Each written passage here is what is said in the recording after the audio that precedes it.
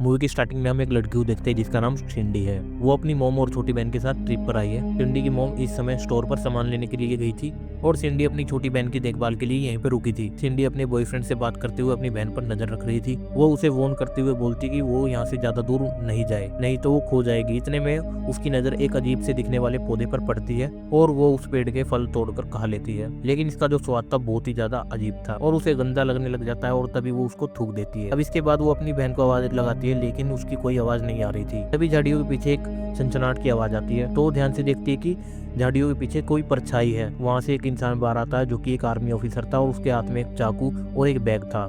सिंडी तभी समझ जाती है कि ये इंसान उसके बच्चे के लिए आया है। अब वो डर के मारे झाड़ियों में छुप जाती है। ये आदमी उसे ढूंढ रहा था लेकिन हार मानकर अब वो वहां से चला जाता है। सिंडी बाहर आती है लेकिन तभी अब उसकी छोटी बहन आकर सिंडी का नाम ले लेती है। सिंडी घबरा जाती है और वो उसे चुप रहने के लिए बोलती है, लेकिन अब तक काफी देर हो चुकी थी। वो इंसान वापस आ जाता है और सिंडी को पकड़ लेता है। उसकी छोटी बहन तो भाग जाती है लेकिन वो सब दूर खड़ी होकर देख रही थी। और थोड़ी देर बाद वो किलर एक झरने की तरफ पहुंचता है और वो देखता है कि एक छोटी लड़की एक नाव में बैठी है, लेकिन वो उस लड़की को कुछ नहीं बोलता और वहां से चला जाता है। वो उसकी तरफ हाथ हिलाता है और चला जाता है, लेकिन इस लड़की को उसके बैग से बच्चे के रोने की आवाज आती है और वो दौड़ते हुए अपनी बहन के पास में जाती है। लेकिन उसकी बहन खून में लथपथ थी और उसका पेट भी फटा हुआ था क्योंकि सिंडी अब मर चुकी है और उसका बच्चा जो है वो गायब है।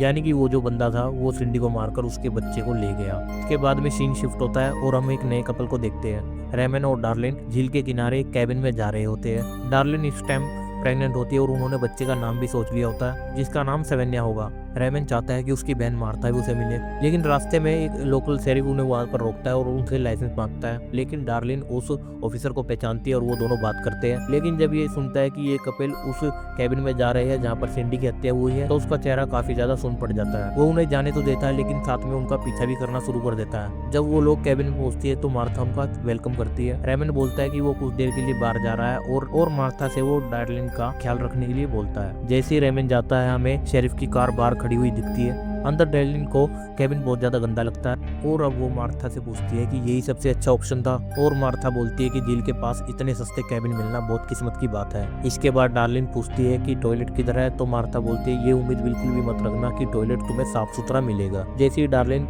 बाथरूम की तरफ बढ़ती है उसे एक वहां पर दरवाजा दिखता है जिस पर डू नॉट ओपन का बोर्ड लगा हुआ था। तो फिर मार्था बोलती है कि ये शायद कैबिन के मालिक के कोई प्राइवेट सामान होगा, लेकिन हमें बाद में पता लगेगा कि इस दरवाजे के पीछे क्या छुपा है। फिर डार्लिन को अजीब लगता है कि ये खिड़कियां लकड़ियों से क्यों बंद है। मार्था बताती है कि ये असली खिड़कियां मालिक ने निकाल दी थी और शिकारी ना घुसे, नाव भी बाहर खड़ी करी थी। अब बाद में वो दोनों झील के किनारे बैठती है। अब मार्था बोलती है कि उसने जब रेमन को डार्लिन के साथ देखा था तो उसे डर था कि डार्लिन उसे छोड़ देगी, लेकिन वो गलत साबित हुई। अब अचानक से जंगल के बीच से कुछ आवाजें आने लग जाती है। मार्था चाकू लेकर चेक करने के लिए जाती है लेकिन यहाँ पर कोई भी नहीं था। डार्लिन एक फोटो को देखती है जिसमें शेरिफ और एक आदमी था। फिर मार्था बताती है कि वो आदमी कैबिन का मालिक है और वो शेरिफ का पुराना शिकारी दोस्त भी है। तभी यहाँ पर दरवाजे पर कोई आता है। फिर मार्था पूछती है कि वो कौन है। फिर वहाँ पर कोई जवाब नहीं देता, लेकिन जब वो दरवाजा खोलती है तो उसको वहाँ पर उसकी पड़ोसन लोरेटा और उसकी बेटी पैटी दिखती है। तो वो बोलती है वो कार को देखकर मिलने के लिए आई है और वो बोलती है तुम्हें किसी भी चीज की जरूरत हो तो मुझे बता देना। पैटी उसे बताती है कि देर हो रही है और फिर लोरेटा उसे याद दिलाती है कि मैं जल्दी कुकी लेकर आऊंगी। इसके बाद में मार्था और डार्लिन पुरानी फोटोज की एल्बम को देखने लग जाती है। मार्था बोलती है कि रेमंड की पहली गर्लफ्रेंड के साथ उसका अंकल गलत काम करता था। फिर डार्लिन पूछती है कि अब वो कहाँ पर रहती है। मार्था बोलती है कि उम्मीद होगी कि कहीं पर वो सुरक्षित ही होगी। इसके बाद पैटी कुकीज को लेकर लौट रही थी। फिर उसे लगता है कि शायद उसे कोई देख रहा है, लेकिन जब वो चेक करती है तो वहाँ पर कोई भी नहीं था।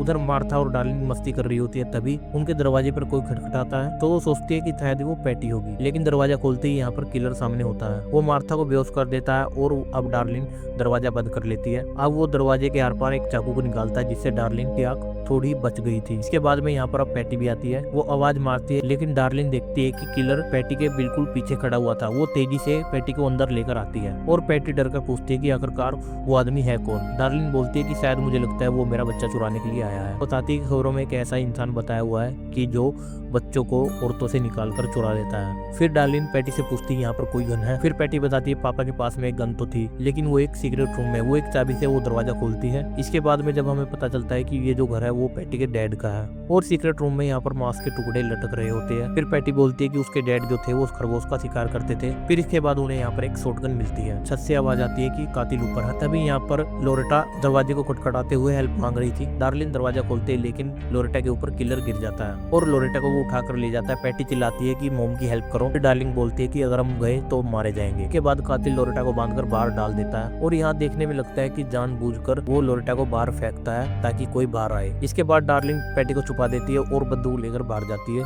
लेकिन जो गन थी वहाँ पर वो जाम हो जाती है। पैटी को छुड़ाने के बाद वो अंदर लौटती है लेकिन वो लोरेटा को यहाँ पर फंदे पर लटका हुआ पाती है। पैटी अब जल्दी से दौड़कर अपनी मॉम को बचा लेती है और डार्लिन भी अब बाहर आती है, लेकिन किलर को देखकर वो फिर से जल्दी से अंदर भाग जाती है। अब लोरेटा और पैटी फिर से पकड़े जाते हैं। वो गन चलाती है लेकिन वो गन चलती नहीं है। वो एक चाकू उठाती है लेकिन तभी किलर का खिड़की से हाथ बाहर आता है, जिसके बाद में वो डार्लिन का कान काट देता है। किलर लोरेटा और पैटी को कार के सामने बांध देता है और वो बोलता है कि आ जाओ वरना मैं इन्हें मार दूंगा, लेकिन डार्लिंग चुपके से एक चाकू छुपाकर उसकी हथेली में घोंप देती है। इन गुस्से में किलर कार को स्टार्ट करता है और वो लोरेटा को वहीं पर मार देता है। अब डार्लिंग जल्दी से वहां से भागती है और मार्था इसके बाद होश में आती है। तभी उसको शेरिफ की कार आते हुए दिखती है, लेकिन कार यहाँ पर खाली थी, लेकिन तभी किलर डार्लिंग को पकड़ के खींच लेता है। इसके बाद मार्था जल्दी से चाकू उठाती है, लेकिन शेरिफ जो था वो भी घायल हालत में होता है। वो उस किलर पर गन पॉइंट करता है और साथ ही में बोलता है कि वो उस लड़की को छोड़ दे। किलर डार्लिंग को छोड़ तो देता है, लेकिन इतने में मार्था शेरिफ की गर्दन में एक चाकू घोंप देती है। इसके बाद में यहाँ पर सच्चाई सामने आती है। जो कातिल है वो रेमंड है और मार्था रेमंड की पत्नी है और वो दोनों हस्बैंड वाइफ है, भाई बहन नहीं है। और डार्लिन से उन्हें बस एक बच्चा चाहिए था। डार्लिन अब जल्दी से भागने की कोशिश करती है, लेकिन इतने में ही उसको लेबर पेन शुरू हो जाते हैं। जल्दी से गाड़ी में बैठती है, लेकिन रेमंड ने पहले ही कार के वायर काट दिए थे। इसके बाद में यहाँ पर एक और कार आ जाती है और एक लड़की मदद के लिए रुकती है, लेकिन रेमंड फिर से